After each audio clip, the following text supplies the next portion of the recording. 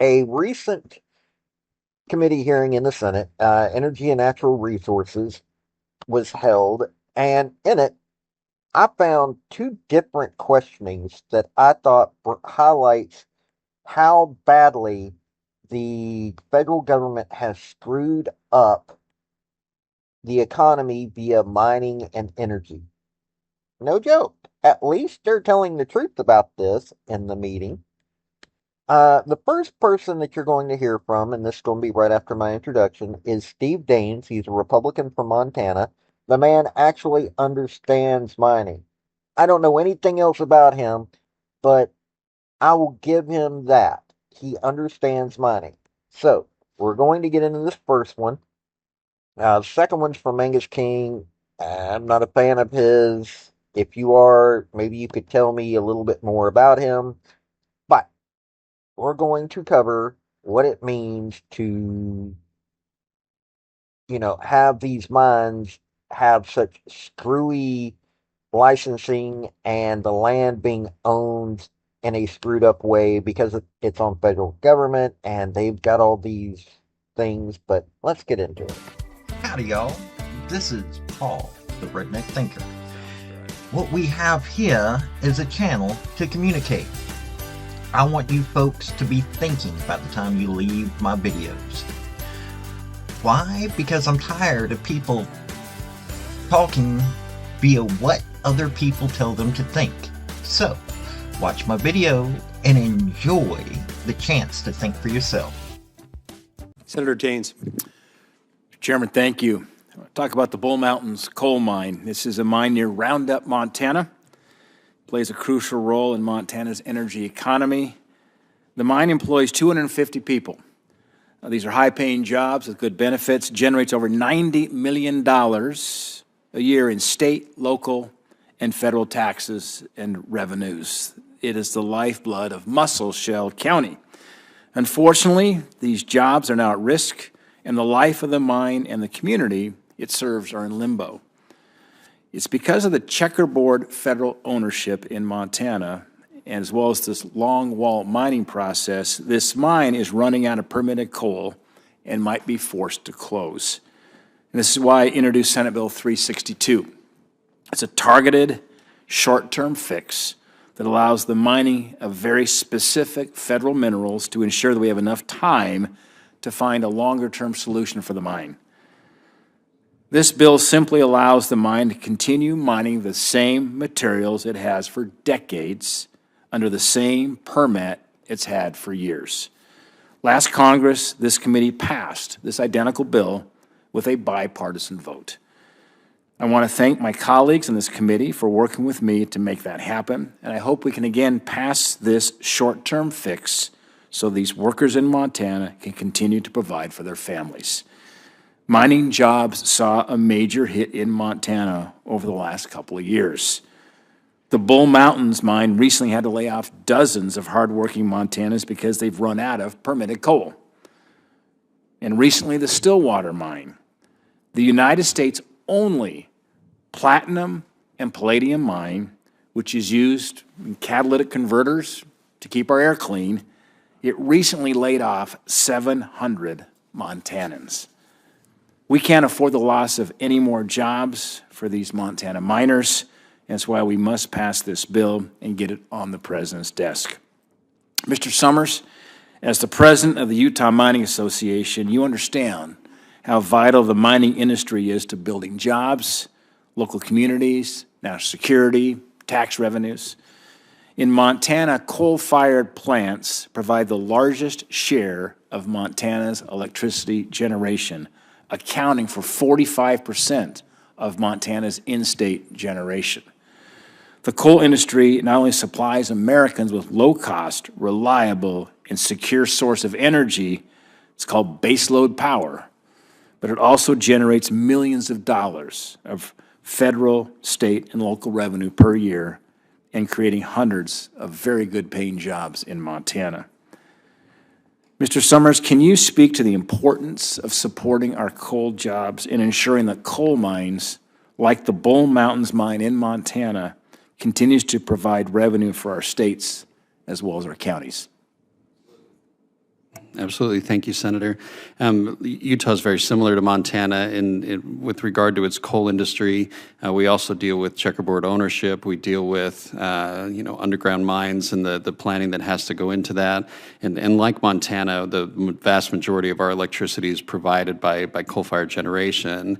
I mentioned in my testimony that, mining jobs on average in Utah pay about 46% more than the Utah average wage. But when you go into our coal-producing counties, that number can actually go over 100%. So in many of our coal-producing counties, especially in central Utah, mining companies, coal mining companies are by far the largest private employer and provide very essential revenue, and not just for the direct mining jobs, but for all of the service jobs that go into those particular industries. And Utah in particular has, like Montana, has made a very concerted effort to ensure that our coal mines stay healthy and also that our coal-fired generation plants are preserved and are able to provide that essential baseload power so that we can continue to have the type of economic growth that we've become used to in Utah over the last number of years. It's fascinating when you have conversations with technology leaders today. If you're chatting with whether it's Google or AWS, or Microsoft, and others, before we start talking about the technology, perhaps AI, the first conversation right now is the shortage of baseload power.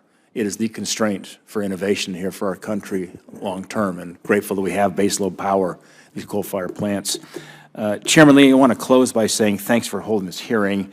I can't stress enough the importance of passing this bill, Senate Bill 362.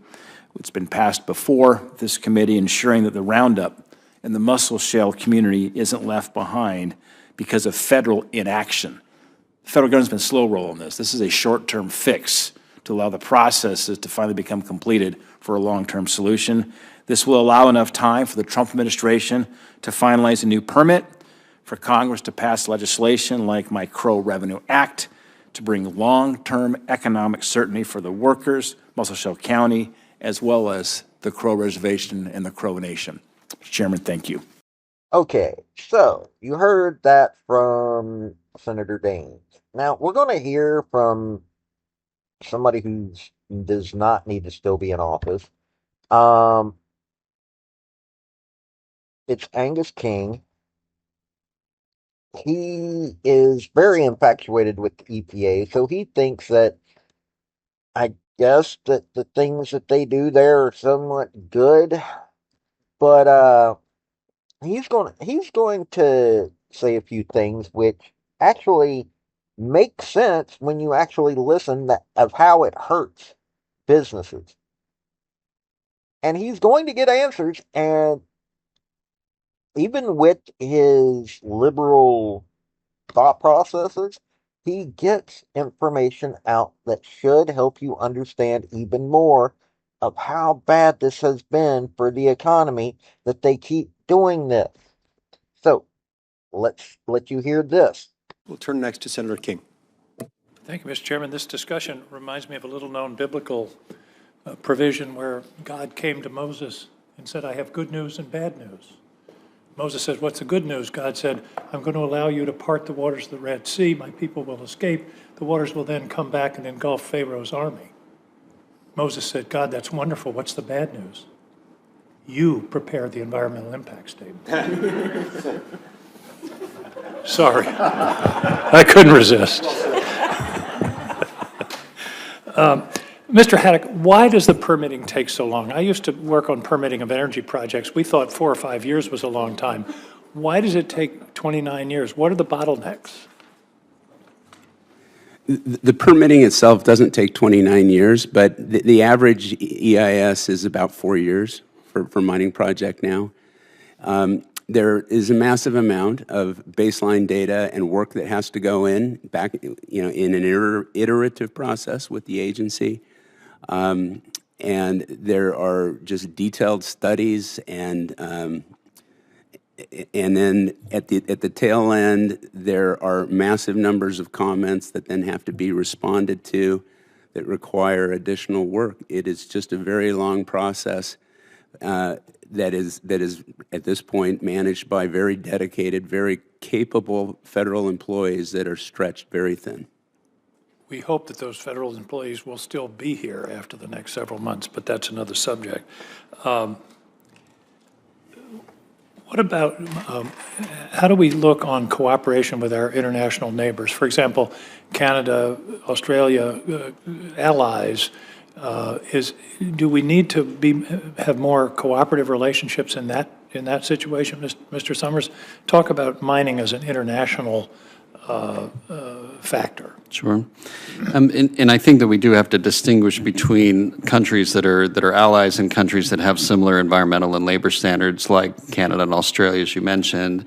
A good example of cooperation that we see in Utah is the production of tellurium. So tellurium is mined at the Bingham Canyon mine, Rio Tinto Kennecott mine, and then it's actually sent to Montreal for processing, and then is sent back to Utah and to Arizona for manufacturing. And I don't want to calculate the tariff on that going back. Sure. But I do think that, again, finding ways to utilize allied supply chains and also utilize existing facilities is very important, because in many cases, you're going to be able to get to actual production much quicker if you're utilizing existing facilities than if you're trying to build them from greenfield operations. Absolutely. So one word that hasn't been mentioned much this morning is processing. My understanding, for example, that a great deal of lithium comes from Australia, but something like 85% of the processing is done in China. Should we also be talking about processing when we're talking about mining? Aren't they interrelated in a way? Because ultimately we need the product, the result of the processing. Absolutely. If you're producing extracted minerals here in the U.S., but you're having to send them to China or another unfriendly nation for processing, then you haven't really solved the problem at all. So processing needs to be part of this conversation at every level. So that should be part of what we're discussing here in terms of bottlenecks in that process. And I think you touched on this, but my notes were, who pays for abandoned mine cleanup? And it sounds like it's sort of catch as catch can, Mr. Wood. There's no steady source of available funds. That's right. And I would be remiss not to mention again that the mining industry has been very supportive of helping to clean up abandoned mines, so long as they don't have to hold the liability. But that's the big problem, is we don't have a dedicated funding source to get ahead of these abandoned mines that dot the landscape. One sort of parenthetical question. Mr. Summers, you mentioned a mine that was producing a lot of important minerals, and there were other minerals there which could be produced at that mine. If you're going after lithium and you discover tellurium, do you have to go through another permitting process, or can that mine expand its production of additional materials without additional delay? To be honest, that depends on the operation and depends on the regulatory environment within the state where that operation is taking place. But in most cases, it is easier to go to produce new minerals from an existing permitted facility, because in many cases, it's a matter of finding ways, through secondary recovery processes, to pull other minerals out of a waste stream in many cases. And so again, it depends on the type of operation, but generally you're better off and can get to actual production quicker if you're using existing permitted facilities. Thank you. I'm out of time. Mr. Haddock, I don't want to continue our discussion of net versus gross royalties, and if you would give us some written material on why mining should be treated different than oil and gas or coal in terms of the way the royalty is calculated. So we're out of time here, but look forward to having some, maybe a page or two on that subject. Thank you. I can point you to the materials we've submitted to the committee before, and I'll do that. Thank you. So you heard both of those things. Now, there are all kinds of things that I can bring up, but at the end of the day, here's what you should know. We have an economy that if we want to strengthen it, we need to be able to make things. We can't make things if we're having to constantly buy from other countries what we need to be able to do these things with. Hey, that sounds like common sense, right? Well, then you get these materials. You're having to send them to other countries to get them refined. That's even more money that's being wasted because we don't have the infrastructure. And guess who is the cause of us not having the proper infrastructure in this country to do this correctly? You got it. It's federal government. You just heard some of the things that go on about this. But hey, this has been Paul, the Redneck Thinker. By the way, if you don't mind, hit like, subscribe, and all that. Have a good day now. Bye. So, folks, that's the story that I wanted to bring you on this video. And I just wanted to say thank you again for coming by. Hit like, subscribe, comment, all that fun stuff if you don't mind. Help me out. So, y'all have a good day now.